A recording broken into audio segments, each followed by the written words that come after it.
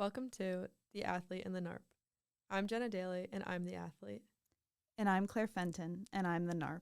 And if you don't know what a NARP is, then you're one too.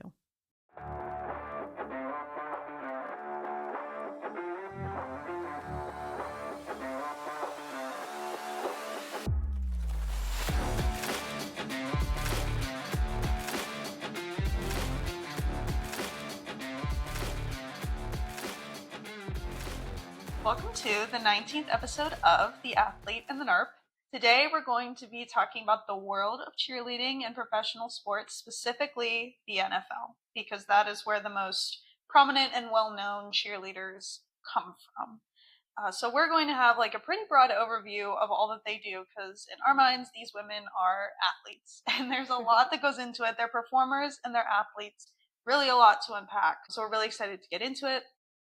Quick disclaimer, my voice is definitely like a little bit raspy at the moment because this past weekend was the Chicago Marathon, and I was out there volunteering at a water station from like 5 a.m. to noon, screaming, cheering on everybody that was running through. It was super, super fun, but that means like my voice is quite gone. So if I sound a little different this episode, that would be why. Hopefully it's not too noticeable, not too bad for everyone listening. And I was not volunteering, but my voice might also sound different because I'm perpetually sick. Yes. So bear with us. Yeah. But we'll have a good time. We wanted to talk about something to do with the NFL just because it's underway solidly, I'd say.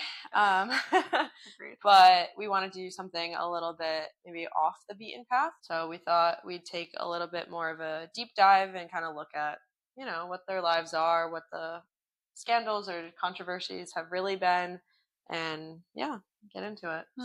Claire did a lot more research on kind of their day-to-day, so why don't you tell us? Sure. I'll just kind of not go through like every single part of the day, but there are some common themes. Stuff from cheerleaders who have worked for a couple different teams, mostly like Dallas or Miami or the Bengals, I believe, were another one. What I'm about to talk about is not for a specific team per se, but it's just kind of like rules that like most of them have to follow or what most of their routines look like.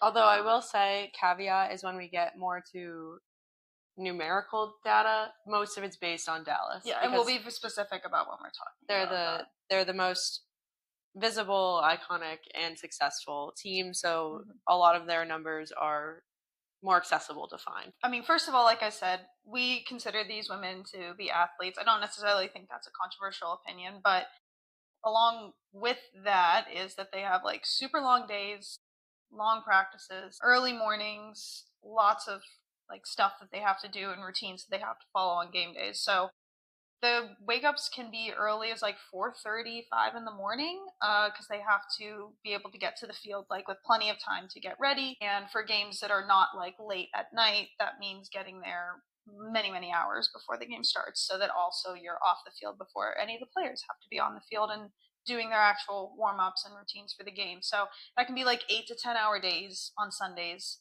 Which I honestly wouldn't be surprised if it's longer than that. Oh, for sure. Yeah, it's easily 8. Even sounded a little low. Yeah, I'm like, there's no way it's 8 because the limited get ready with me videos I've seen, they are waking up at 4:30 and then they're getting home super late. And there's a podcast that I'll talk about a little bit more later, but they were saying that they were kind of talking about the food and like health aspect, but they would get out so late for games that nothing would be open, and they'd be getting out at like 11 or midnight for at the earliest on a lot of the night games, I guess. So it definitely, I wouldn't be surprised if it's longer and closer to like 12 or 14. And on like an off day, from what most of them, if they have, most of them have to hold like a full-time job on the side of doing this, like this income, which we'll talk way more about, like the income and the pay structure and everything later on. But the income isn't enough to support yourself as a full-time job, especially because the season's not all year. There's only a few home games a year. So when they're getting out super late like that, even on the weekends, like on their quote-unquote off day from their normal job, they're rolling straight into whatever normal 9 to 5 they have. They have to get there, practice their routines, get ready, like do their hair and their makeup, get dressed, obviously make sure everything is like quote unquote picture perfect. Which they're also responsible for their own hair and makeup. They're responsible for all of their own aesthetics. Yeah. Most of them, again, like DCC, which is the acronym for Dallas Cowboys cheerleaders, consider that kind of in its own league. Like they sometimes have people who get to do things for them. Right. But for pretty much any other cheerleader, it's like they're very much in charge of every single part of like what they're doing. So it's their hair, their makeup, their uniforms. Sometimes they're required to purchase their own uniforms or like replace them or fix them if they get broken. Which is kind of crazy to me. It's definitely crazy. Yeah. It's your work uniform. Like you're paying if you don't if you don't wear it, you can't do the work. But I don't know that. No, I'm like absolutely. I've had far less glamorous jobs give me polos. So I think teams that are valued at the lowest, I think the smallest team is the Bengals at like $5-something billion. Mm-hmm. I think they can afford a few cheerleading uniforms. The ice cream place I used to work at, I have multiple sweatshirts and shirts from that place. So I feel like agreed, like much less glamorous.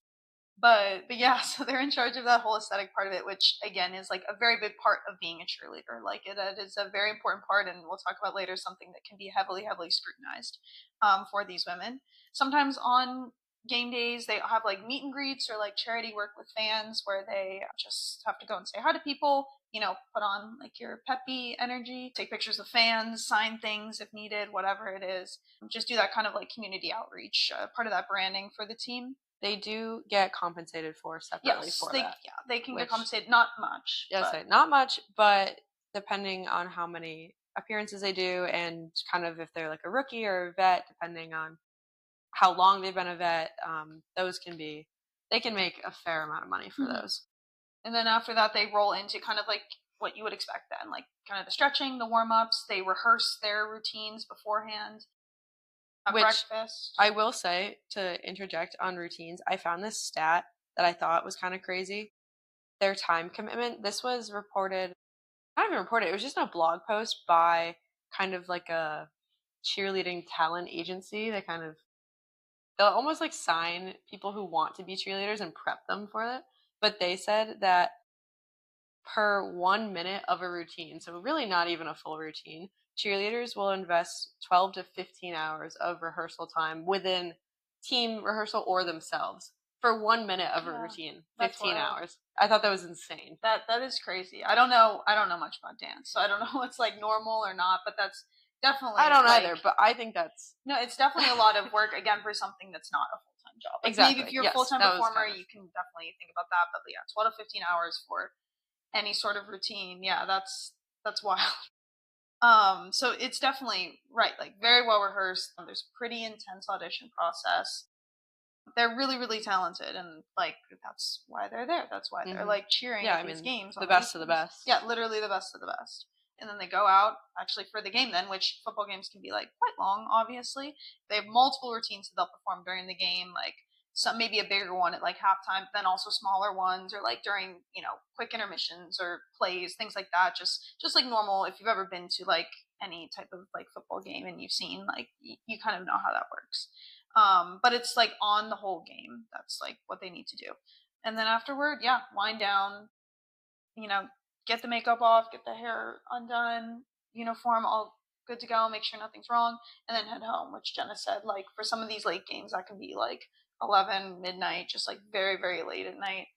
And again, then you have to wake up and roll into your full-time job the next morning, and then you also have rehearsals, like, for the team that week as well. So it is quite a nonstop thing, quite a big time commitment. Yeah, it is pretty crazy. Very, very impressive that this is something that they're able to do. I just really couldn't imagine. They usually have 1 to 3 rehearsals per week, kind of depending on the team, depending on whether there is a home game that week. There's 9 home games in the 7 months that they are in season, but they also host tryouts pretty early. I was looking at the website of, I think it was just a general like master list of all of the teams, and it seems most of them have their tryouts in March or April. So you're really right after the Super Bowl, pretty much. Pretty much, yeah. Right at the end of the season. It seems like there's a fair turnover rate. I couldn't find any stat of how many people stay and how many people are cut, but really it seems no one is guaranteed to be on the team 1 year and stay on the next year. It seems very competitive. Yeah, that just goes to show that they're really practicing all summer long, really until the start of the season too. So it's really a year-round commitment, whether they're actually in season or not. And then if you are on a team that makes it to the postseason, then it just drags on much, much longer than a normal one. So they really do put a lot into this. But one thing that caught my eye when I was looking into kind of their whole tryout process and whatever, I was listening to this. It's called Hey Girl Hey podcast, and it's hosted by, her name's Kay. Could not find her last name anywhere. She like doesn't exist, but she does, so I don't know. Kay, and then her special guest was Natalie Chernow, and they were previous captains of the Arizona Cardinals cheerleaders. So they were talking about kind of their experience and whatever. And I believe it was Kay. It could have been Natalie, but I believe it was Kay who said that her first year trying out, she didn't make it. But then there was this pool of girls who were interested in trying out, and she was in it. The Cardinals reached out to them and said, "Hey, we have this prep class for you. If you're really interested, this teaches you our style. It teaches you kind of just like how to update your resume, your headshot, just really how to fit." I thought that was really interesting because I didn't really realize. I guess it's a no-brainer, but I didn't really realize that every team has their own individual like dance style, and kind of you can tell they have different vibes. But I don't really spend a lot of time seeing cheerleaders, like looking at cheerleaders. So other than Dallas, like I didn't really know that other teams had a distinct visual and kind of like cultural vibe and things like that. So I thought that was really interesting that each one has their own prep class to get people ready to even try out, never mind join the team. But at the same time, again, it's crazy that even is something that I know exists. These women are like so excited, I guess, and enthusiastic about having this opportunity that's something that they are willing to do and like really learn about. And like that's something like that college students go through when they're looking for like a full-time job. It's like, oh, let me intern here, let me learn the culture, and then maybe they'll give me like the full-time offer. Like it's kind of, the same thing. And kind of one of the things that on this point of, different cultures, different attitudes, I guess, toward how the cheerleader should be, because it is really just like a state of being too. It's really like, obviously there's the element of how well can you dance, but there's also the element of like, how are you presenting yourself and what is your image and who are you? It's really funny that you say that, because in the podcast they literally talk about the kind of like criteria, and they said that only 50% of it is dancing. Oh yeah, that's what they said. 50% is dancing. And then they kind of talked about, they were like, obviously your appearance is going to matter if you're going to be on TV and kind of in photo shoots all the time. Like,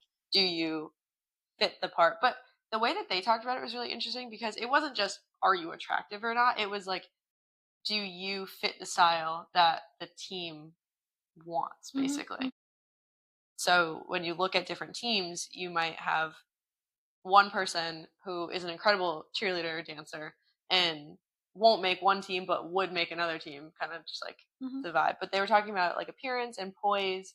They also did say that your resume oddly does matter a little bit, and if you kind of blend in with a group of people dance wise or on kind of on screen, I guess, then they look at resumes. And if you have kind of values outside of cheerleading and football, and actually have, not to be rude, but like opinions on other things, like stronger opinions, and stand for something, then they'll pick you over other people. So that was interesting. They're definitely, because I think part of that also is there is the stuff that they do, like there is the dancing and things, but then when they do these meet and greets, or they have these offshoots of the actual work where they're acting more as representatives of the team in some capacity, then it is important that you are kind of like a well-rounded person and can engage with people and do that other stuff, and like that you are more than just like a talented dancer, because the job requires you to be more than just a talented you're a dancer in the representative strictest sense of the team and everything. Did you see that video of the cheerleader signing with ASL? So a very young fan. I don't think so, no. I don't remember what team it was. It just popped into my head. I wish I remembered this when we were doing research, but it was this young fan. He was very little, probably like 5 or 6, and he was deaf on the field. And she like kneeled down, and he was kind of like waving to her, or whatever. And then she started speaking, and he got really excited because he was able to communicate with her, and it was very sweet. That's really cool. yeah, they have the chance to kind of make those impactful moments. Yeah, make those memories. Yeah, exactly. So there's like that cool side of it too, where you have these people that are super multifaceted and just like are really smart, intelligent, capable women who also can like dance really well and look beautiful out there on the field. But at the same time, like, yes, exactly, they just have it all.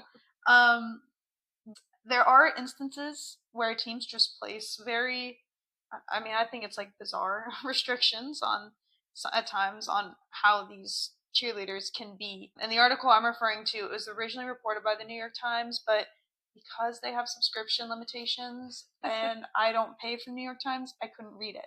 But I read an article from Business Insider that basically summarized the New York Times. An article about the article. The article about the article of Business Insider doing the Lord's work. Thank you for letting me at least get this info.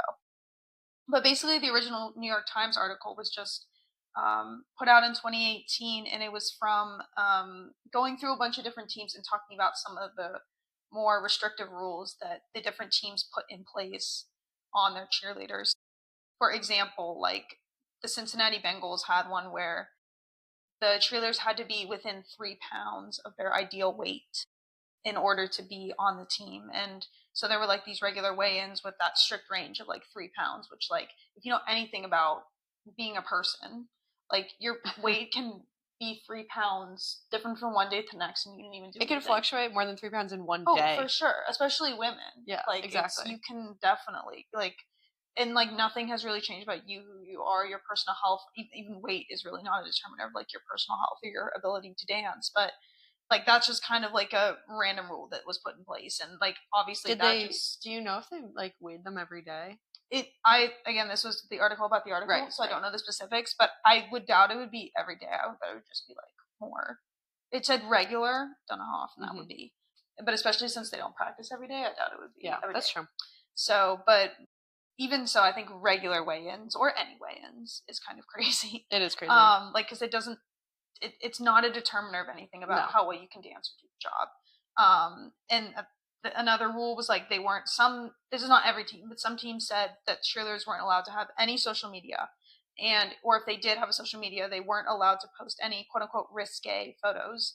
So like anything with them like in like a bikini, or they weren't allowed to enter into like a bikini competition or like anything like that that's related to their physical appearance. Like they just weren't allowed to have that type of content out there about them. Which I could understand. However, then I look at some of the NFL cheerleading uniforms that are required, and I'm like, okay.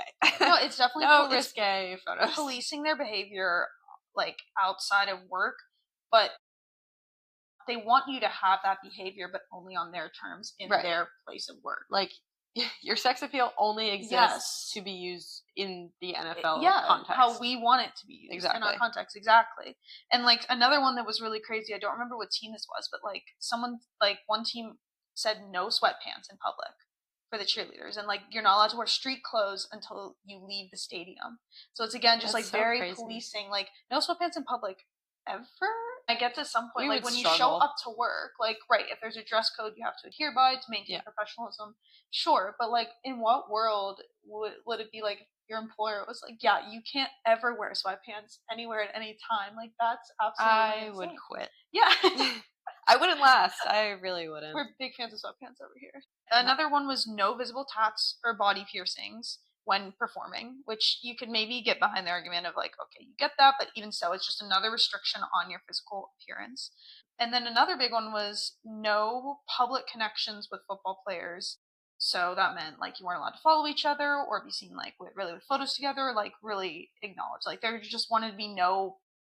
Which wanted to be as the appearance of like these two things are like totally separate and we don't know each other. Which that is standard for any team and anything. Like you don't, to be honest, I was kind of looking through this, and like most of the cheerleading teams are actual separate entities than the football teams. It's a little convoluted in terms of the finances, but they're separate entities. So that's kind of the same thing as someone working in marketing fraternizing with the team. It just doesn't happen.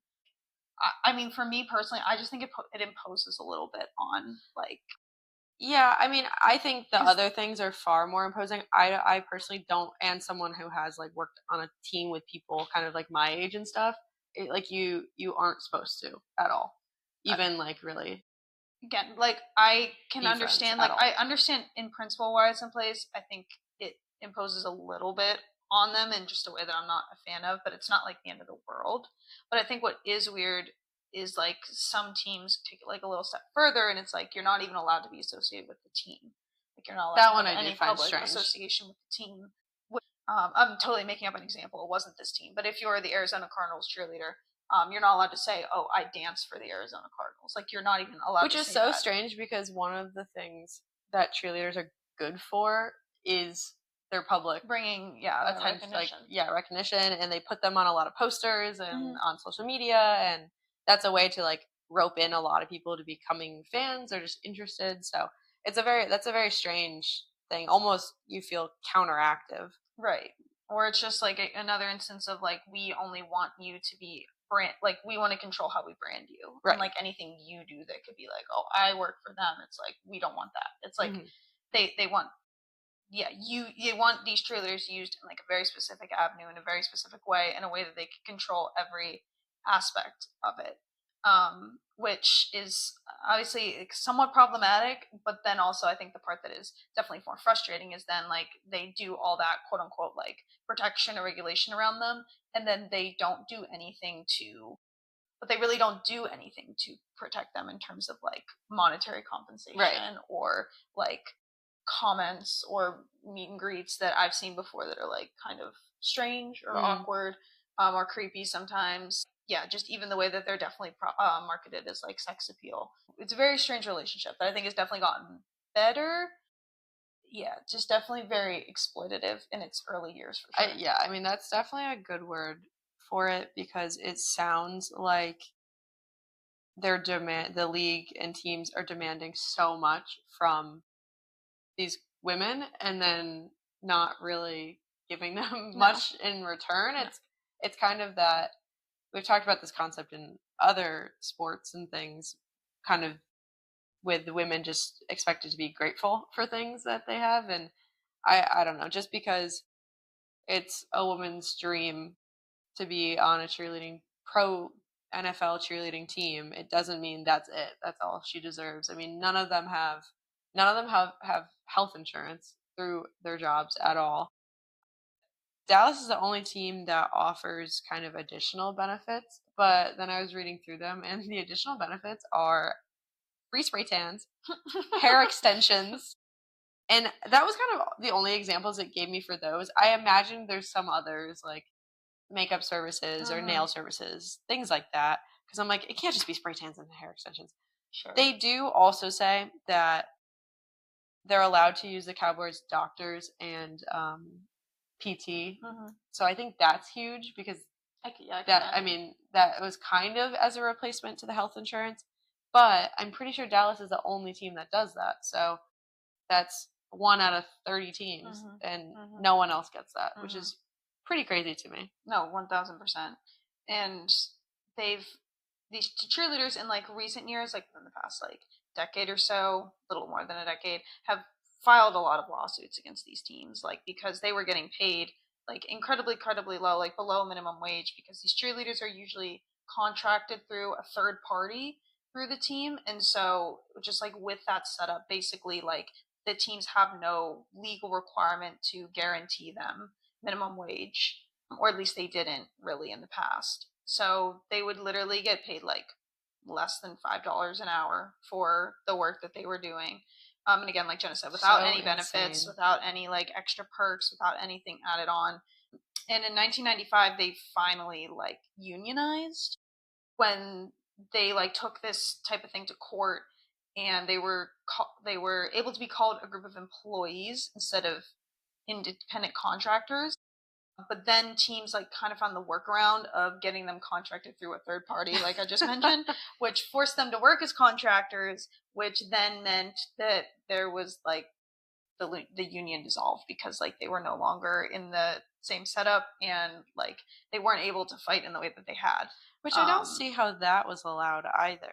If they won the right to unionize and then the teams the teams completely basically took it away. just basically insisted I don't know you how have they to were be able to do we're that. only hiring you in this avenue. That's so So crazy. then so it's just like not ideal. But then more recently, in like 2013, 2014-ish, a bunch of individual cheerleaders from different teams, like the Raiders, was the Raiderette, as she is called, was the initial filer. She filed a suit for like the lack of pay and for also some like discriminatory or harassing, like abusive workplace practices, followed by cheerleaders from the Bengals, the Bills, the Buccaneers, and the Jets.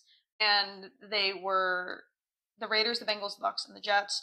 Eventually, as a result of those lawsuits, agreed to pay a combined $2.6 million in settlements to the various cheerleaders who were part of these suits, and also guaranteed them minimum wage, which is like yay, but also it's like I can't believe like minimum wage. yeah, minimum That's wage. What they're getting out of it is not that. Yeah, again, not that much. But like the lawsuits were there. They did win something out of them. So there is that recognition, I guess, of what they're doing and somewhat of a move toward that compensation. Because in 2013, some cheerleaders made less than $1,000 a year. Well, yeah, I was going to say crazy. like great that they had the 2.6 mil in settlements, but it doesn't really seem like it's gotten much better since then, and that was over a decade ago. There just really hasn't been, with the exception of Dallas, there really isn't a change too much to what most teams and cheerleaders are making at all. Mm-hmm. I mean, I think from the little bit of research I've seen now is that they're saying now cheerleaders can earn around $150 a game. Red says around 22,000 a year ish, and like Jenna had said earlier, it's like $50 to $75 for these public appearances, so just like a little extra cash. The exception is like the DCC, which they can make like 75,000 a year. And actually, the Carolina Panthers, it says they can make that much as well. So there's a couple teams where that number can get really, really high. Kind of now after America's Sweethearts created so much value that veterans can get up to $75 an hour. Okay, nice. But again, only Dallas, so yes, of course. People aren't really making that anywhere else. No. And just to kind of put it a little bit in perspective, like I said, around let's just go with that 22,000 mark for most of these cheerleaders. Water boys typically make 53,000. Mascots make 25,000. You know, the water boy job has its own things that they got to do. You just can't convince me that a mascot is putting in the same type of energy and hours and dedication into their craft that these cheerleaders are. They're just saying, like, the fact that they make more than these cheerleaders is, a little bit silly, I think. But that's just kind of like a brief overview of kind of the economics in terms of like what they get paid and how it compares to on-field supporting jobs that are also out there during game day. I mean, you can't look at the teams and say, well, can they fund the cheerleaders? Absolutely. I mean, think about Dallas. I think they're valued at $12 billion now. They're like they're the highest value team in the world. Yep. For any sport. Mm-hmm. So for them to be paying their cheerleaders $22K a year, it's just unbelievable. Well, it is 75 for Dallas. It is now, but it wasn't. Yeah, then. I see. Okay, I see what you mean. Yes, but I mean, at any point for them to have been devaluing them. And then I was kind of looking like, okay, do cheerleading squads and teams like what value do they bring to football teams? Just more like financially and stuff, because I do think that they are working very hard. They should be compensated. And I looked through, again, Dallas kind of was the only one with stats, but after their docuseries has been released, they've brought in $50 million to the Dallas Cowboys organization. So, and just by the way, that because we mentioned a couple times, Netflix put out like a 7 or 8 episode docuseries in 2024 that basically chronicled the tryout process, and I think it was opening game of a DCC season. And they also produced a second season. They're doing a third season in 2026. But just when we're referencing that was on Netflix. That's where that $50 million came from. Dallas, I mean, really has brought in a lot of money, and their squad specifically is, I believe, like internationally recognized. People do actually know it across the world, which is kind of shocking to me, but I guess that's just how it is. So I do think that there is some value there. It's hard without numbers on other teams, but I think you can say that safely that they do provide a little bit. I mean, they have entertainment value, absolutely, kind of in the games and stuff, but then also just public appearances and things, they kind of spread the word a little bit in a different avenue for the games, which I do think is important. I don't know. They definitely serve as like a brand voice a lot. So when we're talking about those meet and greets and things, it is, I don't know, those are important pieces of the NFL team's brand value, I guess. And not to bring everything back to F1, but I believe, we can cut this if I'm incorrect, but I believe one year for the Austin Grand Prix, they had the cheerleaders Did they? out while they announced the drivers. That doesn't sound wrong. I just I feel like can't I'm recall. almost positive. So you were like, oh, they're a global brand. It's like, yeah, they brought, Austin's not even Dallas, by the way, 2 different cities, but for a Texas event, they brought the cheerleaders to that, like what it's in America, but it's like a global audience watching that. So that kind of thing, I guess, is maybe how the brand kind of permeates into the more international market. Yeah, but that is true. But just while we're talking about DCC, I have watched actually the first season of that Netflix documentary. Jenna has not seen any of it, but I rewatched a little bit in preparation for this show. But I just remember, like, when I was watching it the first time, I was really struggling to determine how I really felt about the cheerleaders and their relationship with DCC and just everything that goes into it. Because, I mean, when you're watching it, you can tell these women are really bright, really intelligent, very hardworking, very capable people. They're like nurses, they're accountants, like they have their college degrees, like they really have a lot going for them, and they're choosing to spend whatever little extra free time they have committing themselves fully to doing the DCC stuff. And it's like very brutal on them mentally. Like that's not really like an objective thing, like that is like that's a fact. Like it is very brutal on them mentally. Like whenever they're auditioning, they're scrutinized on every aspect of their appearance. They're scrutinized on every little thing they do. Technically, when they're dancing, they're called out individually in front of the group, like the coaches and the team leads, like the women that are there for them. They'll call them out and say, "You did this wrong. I don't like it. Your face looks weird here. Don't do that." They'll have them go through the steps over and over again in front of the group and say, "No, start over. That looks bad." Obviously, they're professionals, and like there's a lot of, you have to be on top of things. They have to be perfect. But like it is very brutal to like watch that, and these girls are like very tied in. They want it so bad. And so every piece of criticism like that is very difficult for some of them to handle. Like one girl in particular, I don't want to call her out by name, but if you watch the documentary, they do a whole section on it. But her mom was a DCC cheerleader. She really wanted it, skipped college, auditioned when she was 18, didn't make it the first year. And there's this like really brutal clip of her like sobbing, like her makeup running everywhere, like crying so hard at being rejected that first year.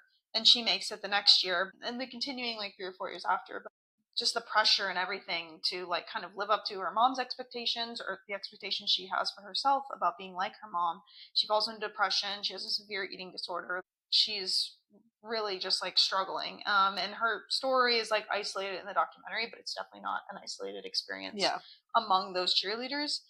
And so it's really hard to watch because on one hand, it's like these women are really excited about like being on the team, and they're really talented. It's super crazy to watch like the precision and the perfection that they do accomplish and achieve when they go to perform. But at the same time, there is this other side of it that's like a little bit cultish, very mentally tough, very focused on appearance, like everything from your limbs to your height to your waist to your face to your hair to your smile, like anything about you that you think you could be aware of, they make you very aware of it. Probably even things you weren't aware of. No, exactly. Too. Everything about your body, like that you think, oh yeah, I couldn't care about that. Suddenly they find a way to make you care about it. And so yeah, it feels like it's hard to figure out how you feel about it, because on one hand, you get to watch people live out their dream, but on the other, it's like you watch them basically get like hit like a pinata for weeks straight to make it to that end goal. Well, even when I was listening to that podcast with the former Cardinals cheerleaders, it seems like even the cheerleaders don't know what to make of it either, because the way that they were talking, they were saying it's so strange when you come out of the world, because when you're immersed in it, all of it seems normal. All of the thoughts on your appearance and comparing yourself to everybody else and wanting to like look your best and perform your best and all of that, those intense emotions are all normal, and everyone around you, because you only are really hanging out with the team, they're all experiencing it too. So you don't think anything's really wrong until you take a step back and you're like, I can't believe I did all of that and thought all of that, and everybody else thought the same thing. So they were reflecting on it. I could tell they didn't want to say anything super negative about the team because they were making it obvious what team they had cheered for, but they were hesitant to be like, yeah, I had such an amazing fun time. They kind of said they loved being with the team, and they did enjoy kind of fulfilling their dream, but at the same time it was very, very difficult, and taking a step back, they're just amazed that they even were capable of doing it all. There is that mentality, I think you said these girls had talked about, that like if you're not on your A game, someone else will take your spot. Exactly. There's no margin for error. Right. In these like in the DCC show in particular, you definitely get to watch like girls that have, like one girl in particular that they profile, she's a 5th year veteran, and she's like, this will be my last year. Like she's kind of going out on her own terms. But there are girls who it's like they've been veterans, they chat again, they get cut. Girls that only stay 1 year, like there's always new girls that are coming in that are just as competitive or even better than the previous years. And it's like, just because you've been there before, like truly, like honestly means like pretty much nothing. One of the girls in the podcast did get cut, and she was kind of talking about that, and she was a veteran. Yeah. She wasn't a rookie. So it's like it's like you can feel that, you know, those comparisons and those pressure, and recognize that it's like definitely unhealthy and at times abusive. But at the same time, if this is something that you really want, like you really have no choice but to kind of submit to all of that. Yeah. And to, if they give you critique, like you have to take it in and accept it and do it. Whether that's just about, okay, your kick wasn't quite high enough and maybe that's a technical thing, or it's like, yeah, you gotta like lose a couple pounds because you're not fitting our 3-pound like range of what your weight should be. And I think the other thing that's maybe a little bit quote unquote sad is, like, for me at least, it is coming from in the DCC show, like there's 3 or 4 different women that are kind of like the mentors or the coaches or like the leaders, like that are running the team essentially. And the fact that like this type of physical stuff is coming from women, and like and it is something that they lived through too, so that was like their experience, that's maybe all they know, but they're still imposing it on. They're not doing anything to make it a healthier environment or to do anything in a more positive or constructive way. Like they're imposing these same, at times insane and misogynistic standards on these young women as well, and compounding that trauma or whatever onto them, which I think is also something that's a little bit unfortunate. Something like you kind of expect it more from the idea of football world, these types of culture and stuff, misogynistic things, but to see perpetuated just by like other women onto women within that structure is definitely a little bit sad to see, I think, at times. Yeah, and I think for something that has such a visible platform and stuff, part of it makes sense that you do need people to be athletic and be able to perform the things. And most of the time for that, it will take a certain body type. Doesn't mean one singular body type, but like I could kind of understand like when they're scrutinizing that type of thing in auditions, like, okay, you do need people who can perform, but to add the unnecessary small things about like their face looking dumb or their hair being wrong in something, or or sometimes they don't have even being the wrong hair color. Like I've heard that too. Or like sometimes they're discussing, they put us in on the scenes in the DCC show where they're discussing why they're cutting a girl, and sometimes it is just like she doesn't feel right, and that's kind of like the answer, you know? Like sometimes there really isn't an answer for why, like you talked this thing about team culture, one girl can make one team, not another team. Sometimes it's just like, she's not like doesn't feel right, and maybe that's like a whole combination of things, but it's just like it really can be as simple and as arbitrary as that. Like so it's just a very tough environment and business to be in. And I know I'm referencing this other podcast a lot. It was very insightful for how things are, and there aren't many accounts of kind of the commentary that goes on, but they were kind of talking about the efforts to kind of diversify squads and everything, and I think they didn't really completely talk about it, but I think they were kind of talking more on the more recent movement of body inclusivity, and that was kind of their focus for this topic. And that's kind of where they said, like, you can diversify and have a bunch of different people, but at the end of the day, like, there is going to be athletic people who can perform. And then they kind of pointed out that even though uniforms are quote unquote custom made for your body, they're not. They're just, it's a standard uniform that's then tailored very strongly to your body. But they're like, but at the end of the day, it is a standard uniform. So if you're not kind of within the window or the range of what can be tailored for that uniform, then you're not, like, then the teams aren't looking at you. So it was interesting. They kind of said that teams aren't looking to diversify without actually saying it. No, and then even in terms of, I think specifically with DCC and maybe these other teams, I don't want to speak specifically on these other teams because I haven't, not an expert on all of them. But with DCC, definitely there's this very strong culture of, I feel like, Southern white Christianity. Yes. That's like imposed. The way you said that, you're like, yes. Yep. This Southern white Christianity. Well, I looked at a few rosters to see if people were. I mean, once they brought up that diversity part, I was like, okay, let me look. It's very much like, if you know what like SEC sororities are like, it's just like that culture of like, it's a lot of the same people, like in, again, what I consider to be like a little bit cultish at times type of an organization, where there is this sisterhood, but it's a very specific type of sisterhood. There were definitely women of color on the team, but very few even trying out, and like very few on the team, maybe like one or two. Yeah, it's just like another one of those things where it's like, I don't think DCC in particular is like really trying to diversify or do anything. Right. Not saying they're specifically anti people that aren't, but like when you're talking about team culture, team look, that's what it's like. The look and the vibe that they're going for is very much like blonde, white, Southern cheerleader girl. Yeah. Like, and that's what most of them are.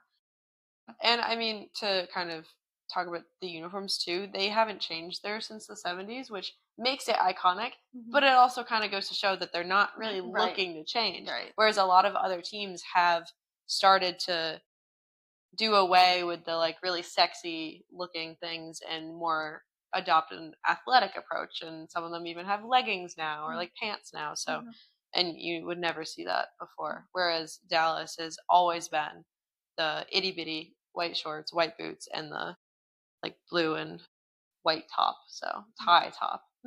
So a lot of skin. For sure. But yeah, so just going to show that they really are rooted in tradition. So tradition is like, that's a root. That's kind of but they're rooted in tradition, and they're proud of that, and that's what they are. So not every team is like that. It seems like the majority are actually kind of moving away from that.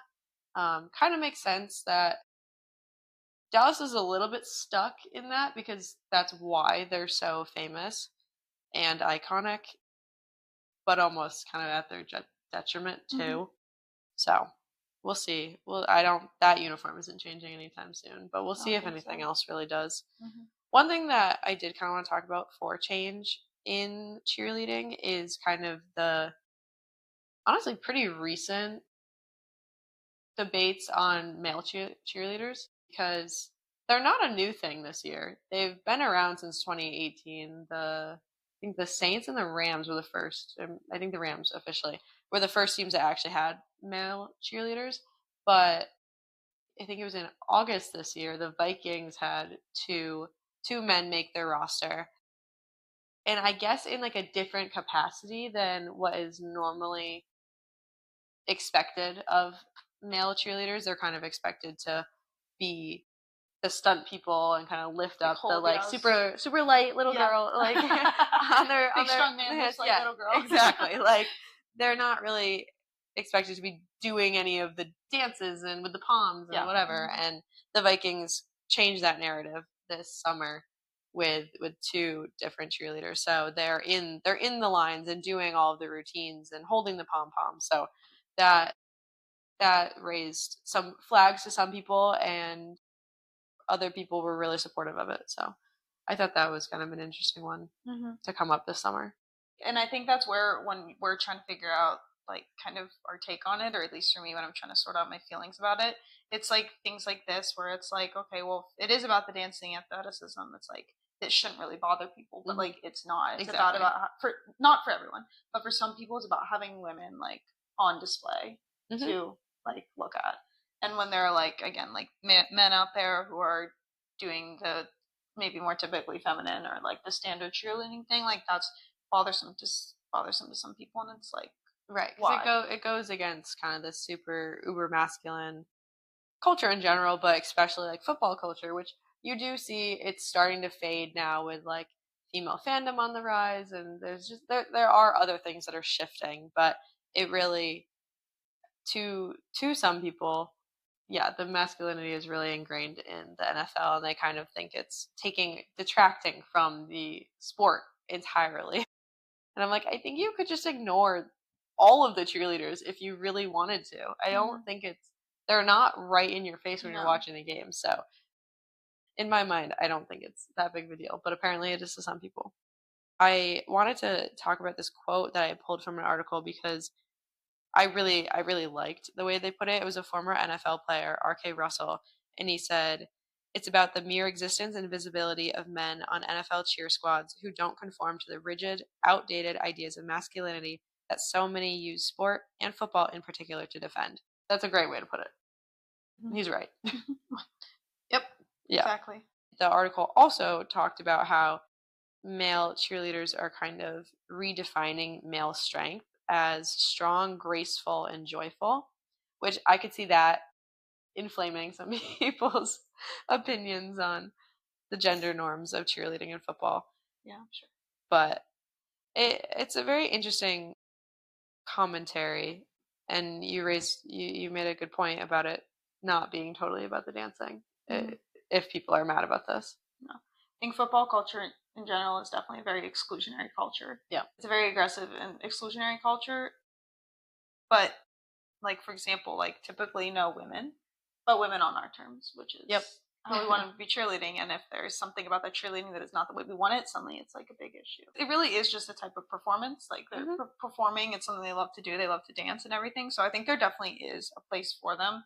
It's about kind of like the context in which I guess it's presented and how they're used as part of the branding and how complicit they're able to be in the way that they're branding and they are used and how they're marketed, and whether or not they're able to like disagree, I guess, with how they're being policed. I think cheerleading looks fun, and so it should be fun. It should be fun, right? I don't know. I think it's a cool part of the sport, and really only the NFL and kind of the NBA has it, but not really in the same way. They're more dance, whereas NFL is like the pom-poms. I think that it's fun, and like that's a big part of kind of when you think of American culture and football. So I think it's a cool thing to have. It just needs to be done right.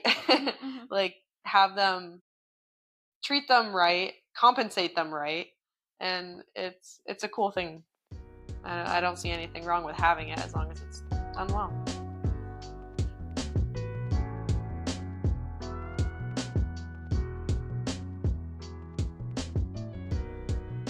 For this week's Fun Friday, Claire and I are kicking off the NBA season by selecting one team that we will be rooting for this season.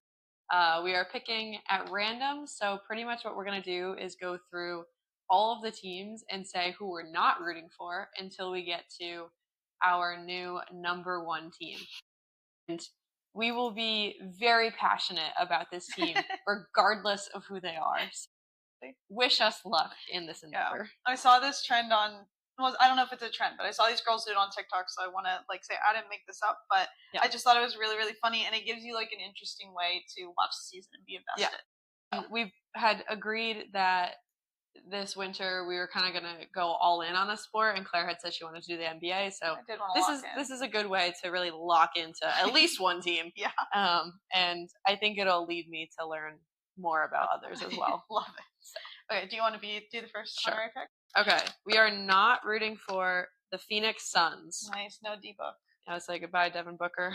All right, yeah, we're gonna alternate. We are not rooting for the Chicago Bulls. Crazy.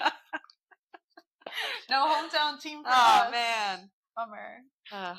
Although they're really bad. So well, I was gonna say, I mean, I don't Not bent out of shape about that one. I'm not devastated at all. No. Celebrating, actually. Okay, we're not rooting for the Boston Celtics. Bummer. No. Well, we can't have it too easy. Like, we can't have it. That's true. Like, that's that true. Good. We're not rooting for the Toronto Raptors, which I think is good. Keep it in the States. True. I honestly don't know much about them. They're at this point. Probably would have been good for us to follow them then. The San Antonio Spurs. Oh, thank God. That's Wembanyama, but I don't like. Do you know Wembanyama? Yes, I do. Okay, good. That's the extent of my Spurs knowledge. Extent of mine, for the most part. We are not rooting for the LA Clippers. When I was doing these and writing them out, I learned that the LA Clippers are called the LA Clippers, and the Lakers are called the Los Angeles Lakers. So I'm not sure what the design choice was for that, but either way, I don't care about the Clippers. So we are not rooting for the Indiana Pacers. Bummer. I'm honestly a little disappointed about that one. Well, honestly, I think it's okay because Halliburton's out this year. We are not rooting for the Milwaukee Bucks. That's so fine. no Giannis. He actually he already had one brother on the team. Now both of them are on the team. I saw that 3 Antetokounmpos on the same squad. I'm impressed you could pronounce that. I saw that the most recent brother was on it. I didn't realize that he already had a second brother on. Yeah. It starts with a TH. I forget what it is. But Giannis. Don't know. The second one. And don't care because we're not rooting for and them. then out. Don't. Doesn't matter. And I'll never know. Yeah. I'll never learn. Okay, we're not rooting for the Minnesota Timberwolves. I'm a little disappointed. I kind of liked them last postseason. We're not rooting for the Detroit Pistons. Thank God. I don't really know anything about them. I just feel like I hate them for some reason. No Detroit. I think I'm we just can't anti. Live here I think I'm for Detroit. that too. But I'm anti-Detroit in general. We're not rooting for the Miami Heat. Bummer a little bit. I think just because they're kind of cool. Not that exciting though. They're washed. So don't care. We're shitting on all these teams. The worst. They're gonna be like an 0-4 start or something. If we get the Charlotte Hornets, I'm gonna cry actually too. But we'll have is it LaMelo Ball? I'm like, which ball is on there? Brothers. I'm just gonna go hard cheering for him. We are not rooting for the New Orleans Pelicans, which I think is a blessing. Okay, we're not rooting for the Orlando Magic. Oh, Orlando Magic. You know that song? No.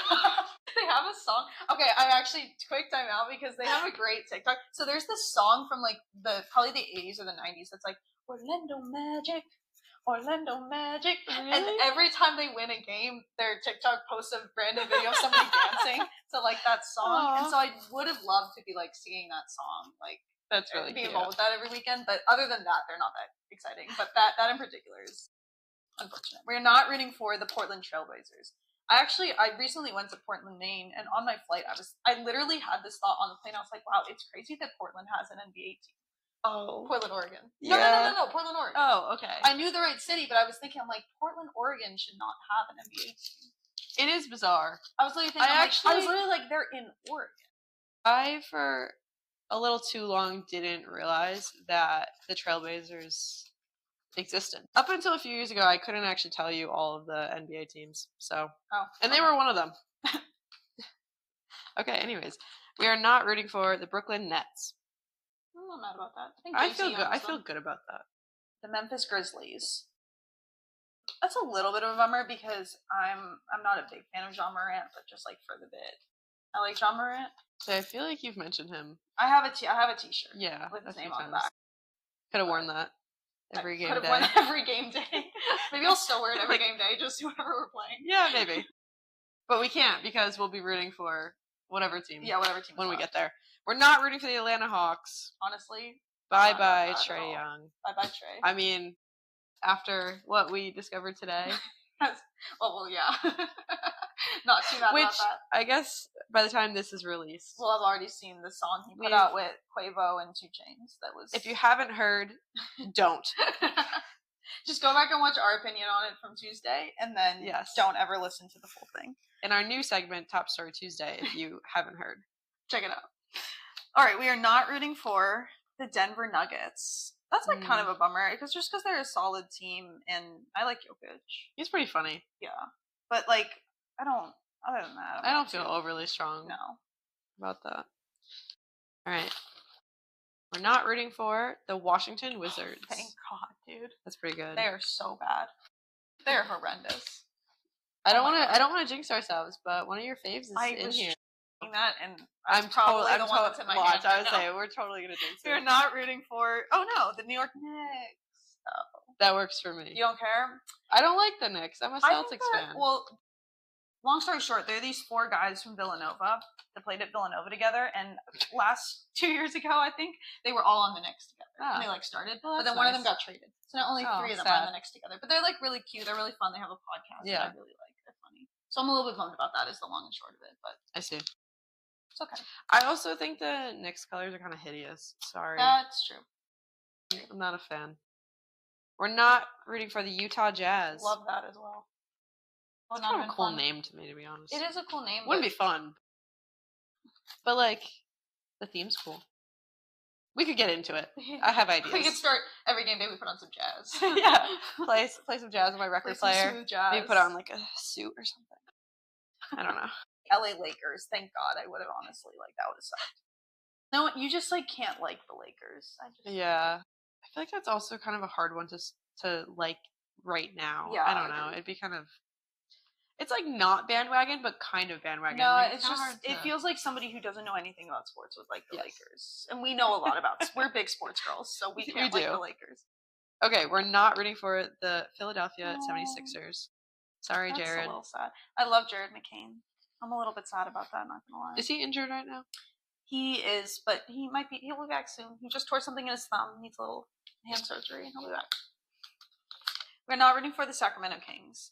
This one would have been interesting actually, because they're actually not that bad. Really? No, they I couldn't beat tell the you a Warriors in the single thing playoffs about 2 them. years ago, I believe. Mm. But I don't really know that much about them, so it would have been like a It good would've one. been It's cool. like not a Yeah. horrible team and like a little bit of learning to do, but okay. Yeah. All right, we're not rooting for the Cleveland Cavaliers. I'm glad about that. That's Actually. fine. Why am I getting nervous? I know. The Oklahoma City Thunder. That's a bit of a bummer. They're actually would've a been a really good one. young team. Yeah. They're funny. That would have been fun. Wait, how many do we have left? I think really 3. We don't- have 3 left. I do not want to end up with the Rockets.